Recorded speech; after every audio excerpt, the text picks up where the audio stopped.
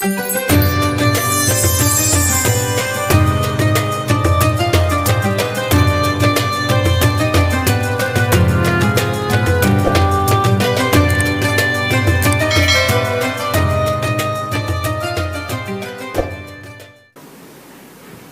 Indonesia yang damai ini nggak lepas dari peran kitab-kitab yang datang ke kita, datang ke Indonesia. Misalnya arti kemenangan. Arti kemenangan itu tafsir yang datang ke kita. Ini yang paling terkenal kan tafsir Munir, karangannya Syekh Nawawi Al-Jawi. Itu beliau menyebut kemenangan umat Islam itu kemenangan logika. Logika bahwa alam raya ini dimulai dari satu Tuhan yang berstatus wajibil wujud. Tentu lebih masuk akal ketimbang logika yang lain. Misalnya logika nihilisme, bahwa alam ini dimulai dari ketiadaan. Karena itu melahirkan satu teori ketiadaan menciptakan yang ada. Jadi nanti membingungkan. Ada teori al-adamu yakhluqu maujudan. Sesuatu yang enggak ada itu menciptakan yang maujud.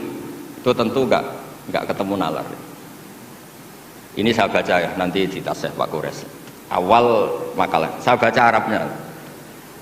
Jadi yang pernah kuliah di Fakultas Syariah ini dosennya banyak yang santri saya ini, tapi nggak berani baca depan saya. Nanti kalau salah langsung dipecat sama Pak Rektor. Saya di sini itu mulai tahun 2000 sama Profesor Zeni. Dulu belum Rektor itu Pak Fatul Wahid. Tahu-tahu jadi atasan saya ini. Nggak bener, tapi nanti di akhirat atasannya saya lagi nanti. Karena yang bisa nyafaati itu orang hafal Quran itu. Jadi harus saya baca ya. Kata Syekh Nawawi, wa may yatawallallaha wa rasulahu walladzina amanu fa inna hizballahi humul ghalibun. Siapa yang mempertuhankan Allah, mengikuti semua aturannya Allah, seterusnya terus pasukan Allah itu pasti menang. Ini ikut Al-Maidah 56. Wa may yattakhidhum awliya fin nusrah fa innahum junduwah wa junduwah humul ghalibun ala a'daihim bil hujjah. Fa innaha mustamirratun abadan amma bisaulah wa daulah faqat yuhlabun. Jadi kemenangan umat Islam yang permanen itu kemenangan logika. Kalau kemenangan perang, kemenangan bernegara, kemenangan sosial, orang Islam ya pernah kalah. Zaman Nabi Sugeng saja pernah mengalami kalah periode Mekah. Ketika periode Madinah juga pernah mengalami kalah di peristiwa perang Uhud. Tapi kalah-kalah sosial ini tidak ada pengaruhnya dengan kalah secara logika. Logika bahwa alam ini dimulai dari satu Tuhan wajibil wujud tentu lebih mudah dicerna. Makanya beliau ngendikan menang itu ala a'daihim bil hujjah fa innaha mustamirratun abadan, karena logika itu yang abadi. Artinya gini, ketika kita secara sosial ekonomi kalah, mungkin secara apa kalah, meskipun kita ada ingin kalah, tapi jangan pakai ukuran itu. Nanti jangan-jangan ketika kita kalah kaya sama nyuwun sewu non muslim, atau kalah kaya sama yang sholat buruhnya orang tidak sholat, yang sujud buruhnya orang yang tidak sujud, Anda tidak perlu merasa kalah. Ketika Anda kerja dan tolabul halal, itu yang merintahkan Allah. Jadi Anda tidak pernah buruh di mata Allah, distatuskan tolabul halal, orang yang mencari apa? Halal, dan itu ibadah. Karena Islam hanya mengakui hukumnya Allah. Dulu Sayyidina Ali karramallahu wajhah pernah ajjaro nafsahu li yahudiyin, juga pernah kerja di orang Yahudi. Tapi nggak merasa hina karena tolabul halal itu perintah Allah. Dulu Nabi pernah nggak punya uang, alhamdulillah ditiru banyak umatnya, kalau nggak punya uang itu banyak alhamdulillah itu. Semoga jangan karena ingin punya uang ingin jadi dosen, berarti nyari jadi guru karena ingin punya uang. Semoga enggak jadi guru karena ingin ngajar. Nggih monggo niki tobat niki gitu. Jadi walhasil terus akhirnya Nabi itu mau beli gandum lah atau makanan. Cara Indonesia mungkin beras. Cara Jawa itu ngutang. Terus kata orang Yahudi, jaminannya apa Muhammad? Nabi sempat bilang, ngendikan, saya ini dipercaya langit, masa kamu tidak percaya saya? Kata orang Yahudi, itu menurut orang Islam, saya ini Yahudi kan? Walhasil Nabi terus rohanahu dir'an. Nabi menggadekan rompi perang sebagai jaminan kalau kapan-kapan tidak kuat bayar. Ya muamalah sama orang Yahudi. Jadi intinya tafsir yang datang ke kita itu banyak cerita. Bahkan cerita fitnah min adzabil qabri itu ceritanya Sayyidah Aisyah itu didatangi dua perempuan Yahudi. Sayyidah Aisyah itu dermawan sekali. Ya memang orang-orang soleh itu jubila aulia wala sakha, orang soleh itu pasti dermawan. Karena sering dikasih, terus si orang Yahudi, perempuan Yahudi ini mendoakan semoga kamu diselamatkan dari siksa kubur. Sama sih ingat redaksi di kitab Bukhari itu. Walam an'am an usaddiqahuma, kata Sayyidah Aisyah, saya tidak nyaman membenarkan dia karena dua orang ini orang Yahudi. Setelah Nabi datang terus diceritani sama Sayyidah Aisyah, itu benar bahwa nanti memang ada adzabil qabri. Semenjak itu ada isti'adzah min adzabil qabri. Allahumma inni a'udzubika, seterusnya sampai min adzabil qabri wa min fitnatil mahya. Dan masih banyak lagi cerita-cerita sosial Nabi yang Nabi tertawa-tawa ketika orang Yahudi bilang nanti pas kiamat itu kan hancur semua Muhammad. Lalu orang-orang sudah mati diletakkan di mana? Pokoknya terus orang Yahudi cerita-cerita, terus Nabi tertawa-tawa, fadhahika hatta badat nawajiduhu tasdiqan lima qalahul khabru. Nabi tertawa-tawa, oh iya benar. Semenjak itu ada ilmu bersama bahwa kalau orang Yahudi, orang Nasrani cerita ilmiah itu la tusaddiquhum wa la tukadzibuhum. Kamu jangan ngambil sikap membenarkan, juga jangan sampai ngambil sikap mendustakan. Kamu benarkan jangan-jangan pas yang muharraf, yang tipuan. Kamu dustakan jangan-jangan yang masih orisinil. Makanya secara ilmiah Nabi ngintikan la tusaddiquhum wa la tukadzibuhum. Intinya tidak ngambil sikap ekstremis itu juga ajaran tafsir yang sampai ke kita. Karena kita ini butuhnya menang fil hujjah. Dan Allah sering ngendikan di beberapa ayat, diantaranya tentu qul falillahil hujjatul baligh. Makanya di sini saya itu profesor sering ngaji di sini Pak Kures, tapi entah lupa apa tidak, saya tuh sering ngaji direktorat sama Pak Fathul Wahid. Harusnya sudah jadi kiai karena sering ngaji sama saya. Tapi kalau jadi kiai kan, kata Profesor Zaini itu pernah cerita, kalau jadi kiai itu rezekinya agak jelas, nggak per bulan dapat apa gaji. Makanya Pak Zaini pas ketua ini, sayang Bu Ova nggak hadir karena beliau di Jakarta, putri Pak Zaini sekarang yang jadi rektor di UGM. Itu ada ustadz latihan kiai itu jatuh di Indramayu, pas itu beliau ketua wilayah itu Kemenak di Indramayu. Itu jatuh, santrinya tuh susahnya bukan main, tapi kata kiainya nggak apa-apa, masih kan. Ternyata yang dipegang itu salam tempel itu. Jadi badannya agak dipikir tapi masih. Karena dulu jadi kiai itu susahnya minta ampun. Makanya profesi ini sudah jarang yang mau itu. Kalau jadi kiai artis banyak yang mau, karena makanya saya jadi kiai di UI itu sering istighfar. Jangan-jangan ini kategori elit sehingga hisabnya besar gitu. Makanya saya ini termasuk kiai orisinil. Jadi saya dipaksa jadi kiai di sini tapi sering nggak mau karena saya ini kiai betul. Jadi kalau fasilitas banyak takut hisab. Kalau kiai nggak betulan fasilitas banyak tambah seneng. Nah, ini bukan nyindir siapa-siapa, ini memang aturan ikhlas begitu, mukhlisin Alauddin, enggak nyindir siapa-siapa, mengaturannya begitu. Saya cerita di keluarga saya yang masih megangi itu. Di pondok itu ajaran pertama itu tauhid, dan itu mesti diajari sifat pertama Allah itu wajibul wujud, wujud kita mbakok mukhalafatul hawadis. Dan mereka sering beri contoh. Kenapa tafsir Munir Bismillahirrahmanirrahim? Pertama yang diterangkan oleh tafsir Munir, Senawi Al-Jawi. Kenapa Al-Quran dimulai dari bak? Dan bak dimulai ada titiknya satu. Itu Allah seakan-akan mau maklumatkan bahwa awalu hadil mawujudat adalah nuqtah wahidah. Pertama wujud, kamu gambar apa saja, saya sering cerita ini tak ulang-ulang. Kamu gambar apa saja, entah gambar jelek, entah bagus, tetap dimulai dari satu titik. Angka 1 juta sampai 1 miliar, 1 triliun tetap dimulai dari angka 1.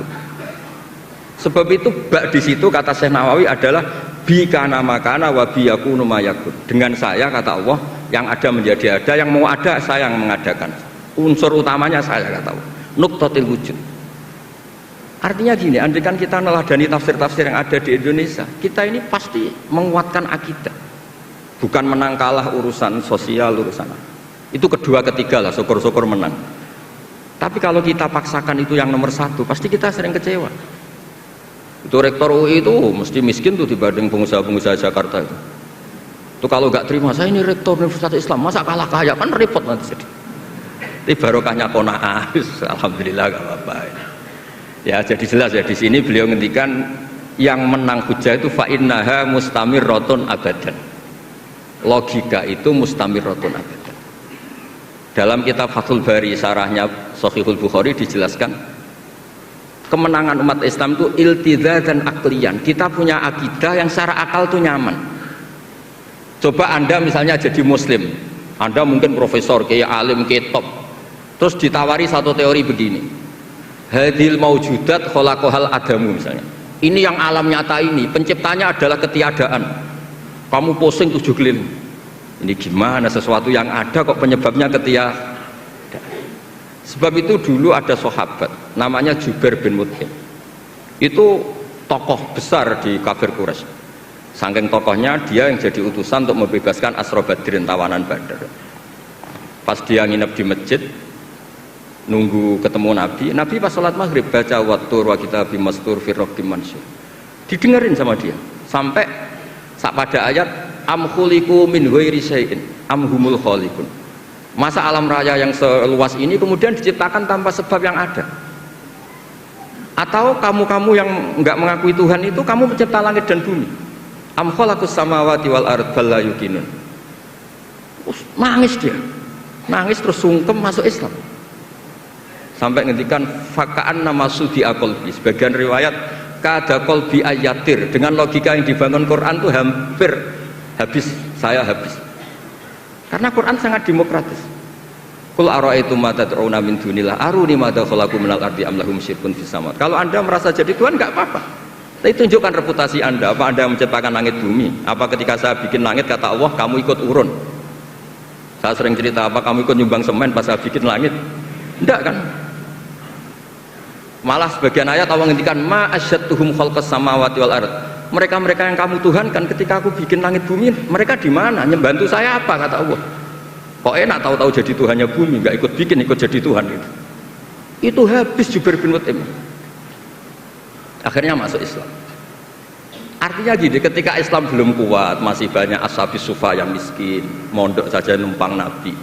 Itu hujahnya sudah menang. Makanya kata Syekh Nawawi yang mesti menang itu hujah fa innaha mustamirratun abad. Ya dicicil aja satu aja ya, nanti kapan-kapan ketemu lagi. Terus ini yang agak rileks, ini yang spesial. Saya itu jarang pergi sama istri saya gara-gara memang adatnya gitu. Saya karena suan Pak Kures tadi istri saya ikut karena Pak Kures juga bawa istri. Ini spesial betul. Biasanya saya agak pernah karena adat keluarga saya itu ya begitulah. Ya jadi saya mohon semohon-mohonnya nanti Pak Kures bisa nerangkan panjang lebar. Jadi terus yang kedua ya dua aja lah dua. Ya ayyuhalladzina amanu sabiru. Di sini dijelaskan ala masyaqqatil istidlal fi ma'rifati tauhid wan nubuwah wal ma'ad. Wa ala masyaqqatis istinbatil jawab an syubuhati nahwil falasifah. Wahai orang-orang yang beriman, bersabarlah kamu. Di sini artinya sabar itu apa? Membuat logika yang mudah difahami banyak orang, kemudian orang itu mencintai Allah dan Rasul. Dulu itu ada orang Bedui. Ketika Imam Asy'ari berpendapat, iman yang diterima itu imanul mufakkir, bukan imanul muqallid. Enggak boleh taklid buta dalam iman. Terus ditentang banyak orang. Dulu zaman Nabi banyak orang Bedui imannya diterima. Terus kata Imam Asy'ari, coba kamu jalan-jalan di kampung. Ternyata orang kampung ketika ditanya, bima arafta rabbak? Kamu selalu ngurusi ternak, ngurusi sapi, unta. Lalu kamu tahu Tuhan kamu dari mana? Jawabnya orang Arabi ini, al-ba'ratu tadullu alal ba'ir wa atharul aqdam yadullu alal masir. Ada kotoran ya ada sapinya.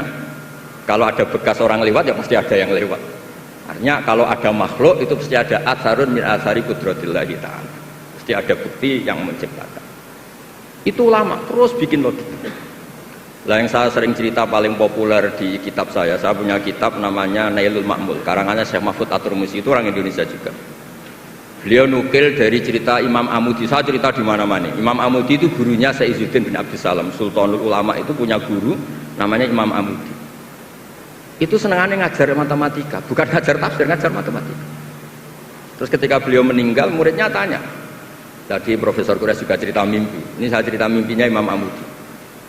Ma fa'ala bika rabbuk, yang diperlakukan Tuhan kamu itu apa? Anda hanya pengajar matematika. Terus kata Imam Amudi, ternyata ketika Allah ketemu saya mengumpulkan banyak malaikat disuruh ngajar saya. Saya masih hafal teksnya. Istadilla ala wahdaniyati bi hadrati malaikati. Coba kamu terangkan cara menemukan saya bahwa saya ini satu di depan para malaikat. Kalau malaikat kan sudah tahu karena bawa aras, bawa surga neraka. Terus kata Imam Amudi, beliau ngendikan semuanya adalah, beliau ngendikan angka itu 2, 3 sampai 1 triliun sampai berapapun nisbatu dzalika ilal wahid nisbatul far'i ilal asli.